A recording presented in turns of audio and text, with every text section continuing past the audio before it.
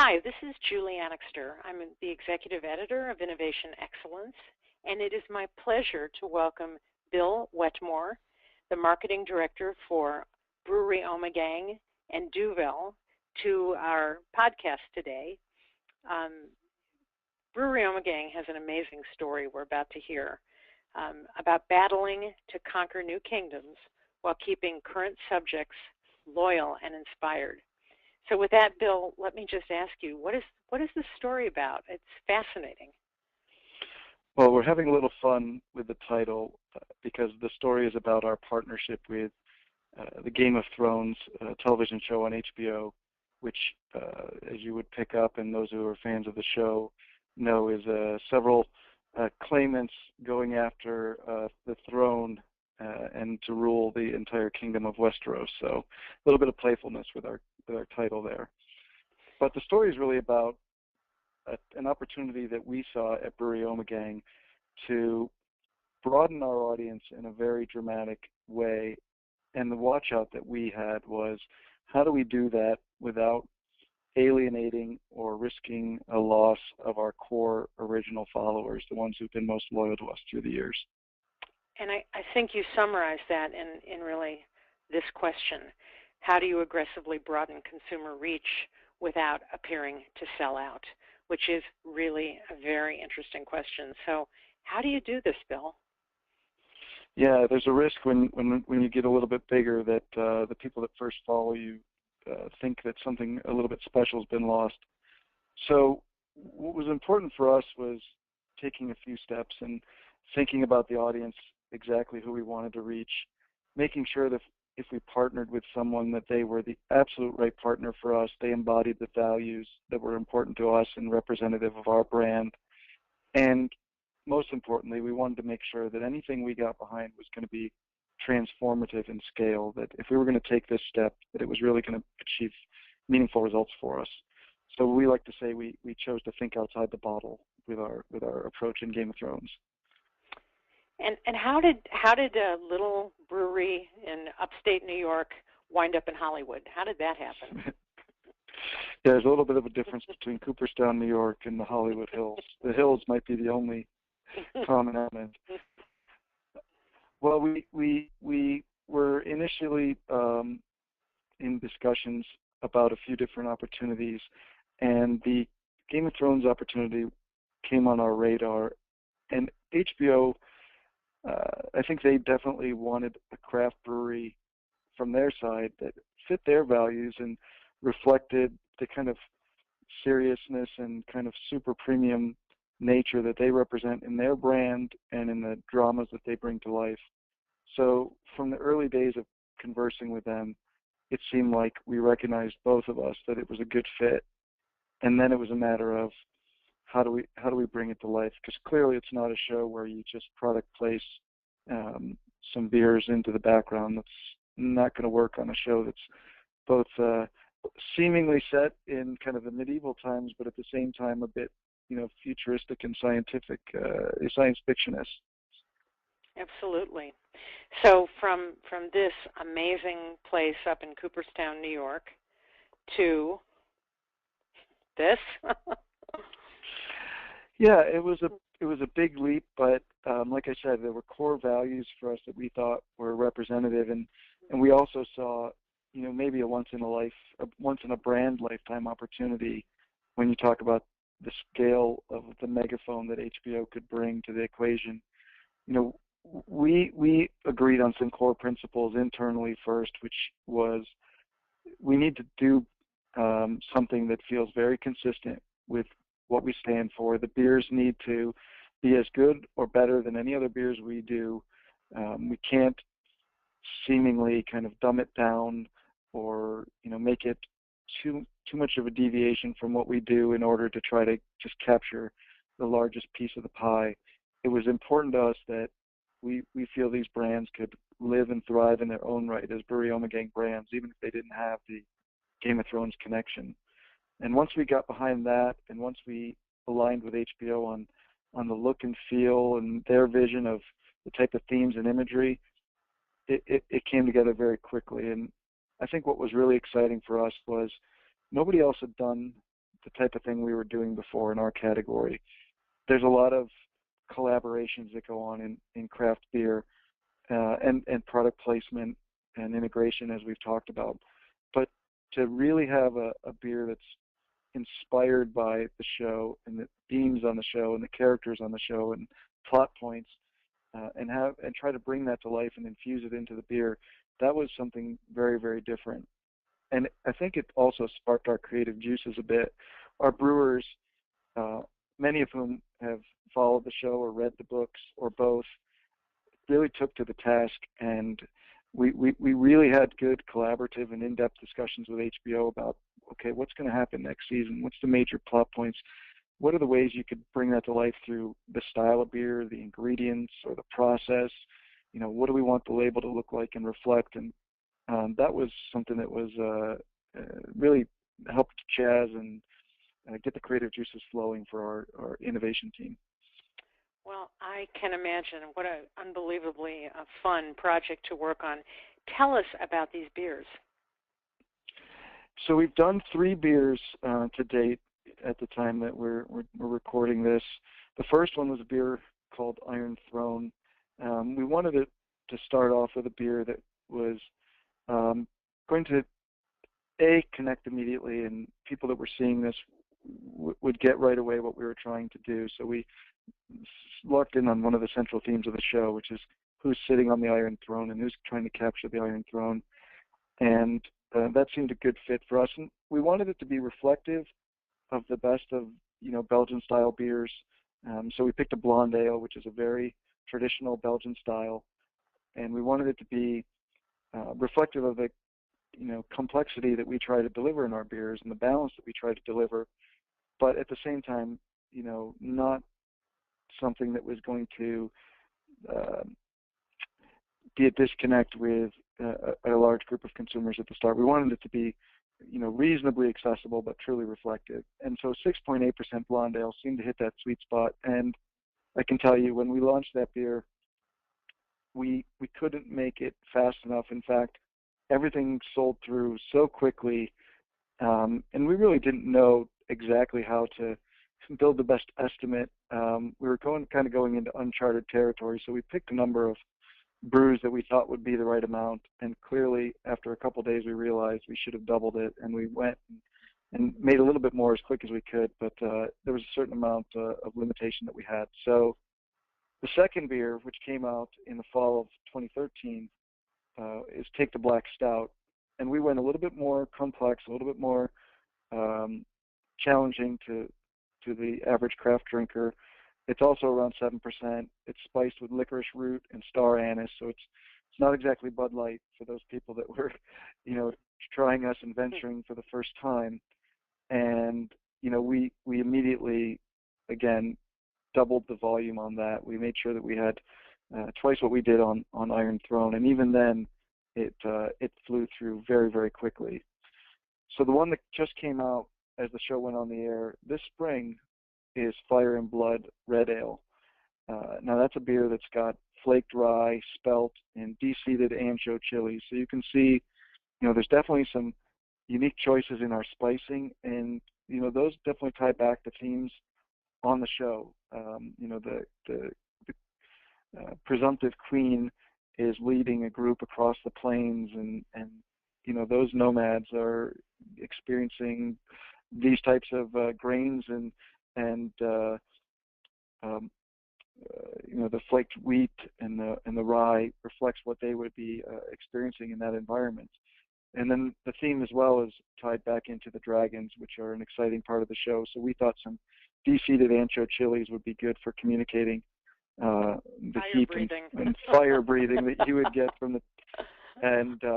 And we did this at about another third increase in volume. So we went from the first beer being maybe about a week's worth of our production to Fire and Blood being equivalent to about a full month's production.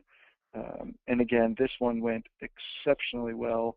There's 3 unique labels with the different dragons represented on each one, and I think that became a little bit of a collector's item for the crowd as well. So very, very fast pickup. And for us, what was really exciting and what a big part of what it's all about is, at retail, we have displays featuring all of our core beers next to these beers, and we're getting tremendous uplift in our core beers, and that's a big way that we measure success. Are we getting people to try the beers that are our lifeblood, and are they taking interest in those, taking interest in the brewery as a whole, and seeing an acceleration in rate of sale for our core beers? And that's exactly happening the way we hoped. Well, I'm staying on the slide number 1 because these beers are so different looking and so beautiful. I mean, they're just they're got a really edgy quality to them that again is so different, and so your conversation about the play that it's giving your core business is really interesting to me. And the other interesting comment you made is that you were really going into uncharted territory you didn't know. And I think that's one of the hallmarks of innovators and innovation, is that you have an instinct, you have a vision, you have a great plan, but let's not lie about it. I mean, it's a little scary, right? You really don't know. You don't know what's going to happen. And in this case, it seems like the stars lined up, all the design worked, the beer itself really worked, and it all came together. Well, you're forgetting one part of that. You have the plan, but you also have the panic attack. And I had that moment before the partnership was announced publicly. We had made our production plan, and I woke up in a cold sweat, and I called the brewery the second it opened, and I said, I need you to cut production by 20% off the plan. I was just, it's definitely an adult-themed show. A lot of our retail partners, our best retail partners, are family-run businesses, family-run grocery stores. And I said, do we know this is going to play, or is this something that could be a little too edgy for them? And the announcement went out, and we probably got, ultimately we're closing in on 200 million media impressions across the full program, and about 50% of it came in the first month. And so I went from that panic attack moment of saying cut it, 20%, to can we double it like 24 hours later. So I think you're right. There's a scary element in going into this uncharted territory, but you kind of have to fight through it. And that's really what the resistance often is. It's our own fear, or our own uncertainty. And here we see, tell us about some of these images. Who are these guys in the lower right, and how are they overcoming resistance? I'll tell you, that is probably one of the more fun aspects of the partnership as well. Is, we're not just making the beer, but we're really going out there and trying to promote it, create great environments for people to experience in retail, and great experiences in the on-trade. So a lot of times we'll partner with HBO, and we'll do launch events where we've seen people come dressed in full character. And I was in the event in Chicago when we launched in March, and we recreated one of the most pivotal and I think shocking scenes and surprising scenes of last season without telling the guests that it was going to happen. And the crowd just erupted, 400 people standing on their feet and cheering. And I think the passion that people have for craft beer is maybe nothing compared to the passion that people have for a show like this, and this type of genre. And when you bring both of them together, it really is a 1 + 1 = 11 as far as the enthusiasm. But I think that puts us under a little bit more of a microscope and scrutiny as well, because these are people that are looking for the devil in the details with everything we do. Right. They're looking to have that authentic experience, right, that matches their profound loyalty to the show. Yeah, exactly. And like I say, craft beer drinkers as well are that the people that are pilgrimaging to GABF and taking summer journeys to visit their 5 favorite craft breweries. There is definitely a mutual theme across this that is the passion of the fan base, and I think there's a pressure on us to make sure that we're respectful and true to that. And HBO is just as sensitive and cognizant to it as we are. So after all of this sensitivity and this back and forth and the panic attacks and the 50 million impressions, the results look like they're speaking for themselves. But why don't you tell us about them, because they seem quite powerful. Well, as I said before, we're making, it seems like, exponentially more beer each time we produce one, and we're going to be coming out with another one in the fall of 2014, and our initial pre-orders for that are again probably 10 or 15% bigger than what we did in the spring. And you know, a credit to the show as well. The ratings for the show are higher each week and setting records each week, bigger than The Sopranos, bigger than anything since The Sopranos for HBO. The core beers are growing. You know, every time we come out with a Game of Thrones beer, we're seeing core beers grow 35 to 45% during that same period of time. We're closing in on 200 million media impressions, as I said. And, you know, in this day and age, how many people are we reaching on social media, and how many followers do we have? Our audience is going up exponentially every time we get out there with a story.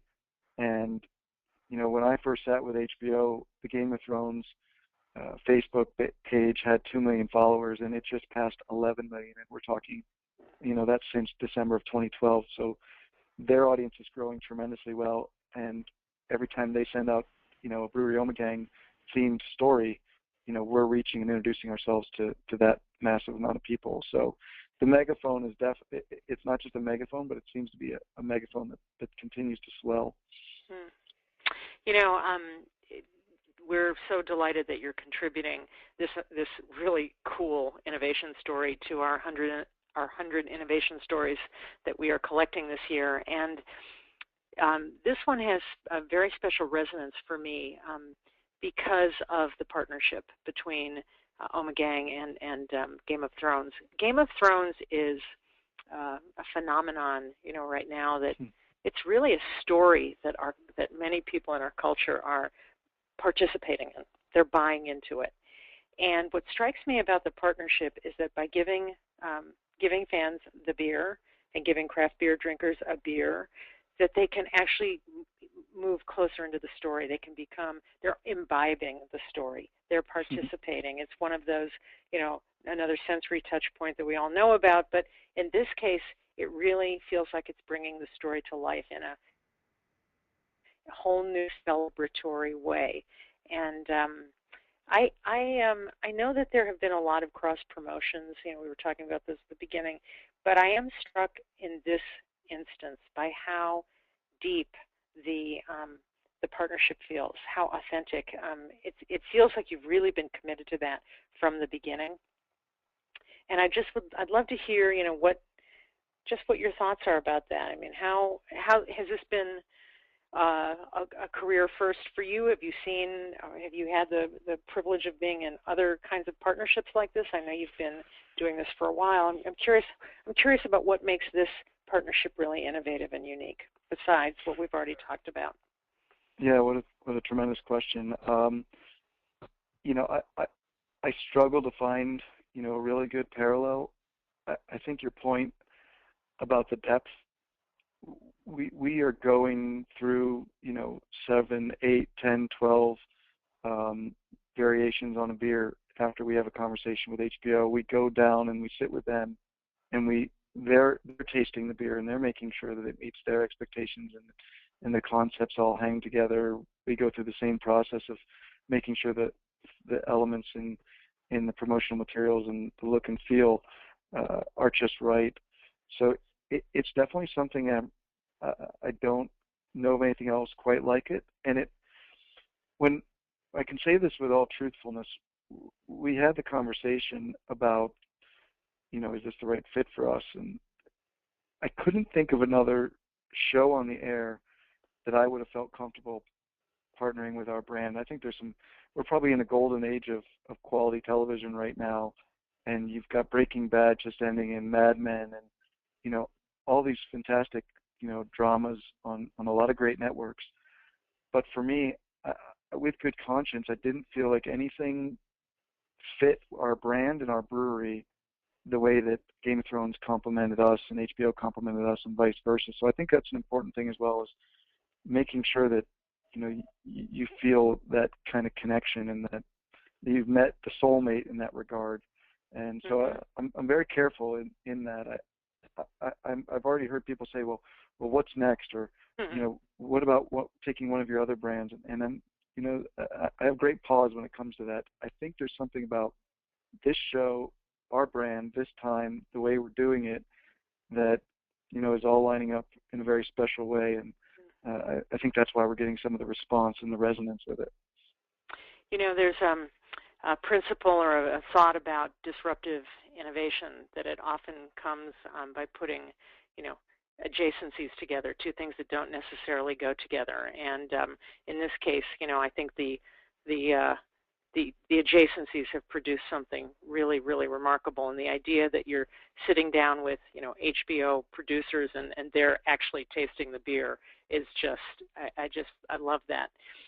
So, we have a commitment, and you've been extremely generous with your time and this wonderful story, and it just shows up so beautifully. We are sharing this story, and I know your game, no pun intended, to make this story a public one and to use it to inspire not just marketers but all kinds of people out there. So there are lots of different people that should hear this story, and I know who fast-moving consumer good marketers are and entrepreneurs, but maybe you could talk a little bit about some of the other people on the list and kind of how you hope they use this story. Maybe this is sort of a nice way to wrap up this wonderful conversation. Sure.